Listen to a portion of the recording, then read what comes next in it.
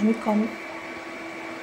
ভিডিওর লাস্টে বলে দেবো এটা কোন জায়গা। যারা চিনতে পেরেছো তারা অতি অবশ্যই জানিও, আর যারা চিনতে পারেনি তাদের আমি ভিডিওর লাস্টে বলে দেবো। দেখো, আশা করি সবাই চিনতে পারবে। খুব সুন্দর জায়গা। এই বছরের শুরুতে, বছরের শেষে সবাই একবার ঘুরে এসো, খুব ভালো লাগবে।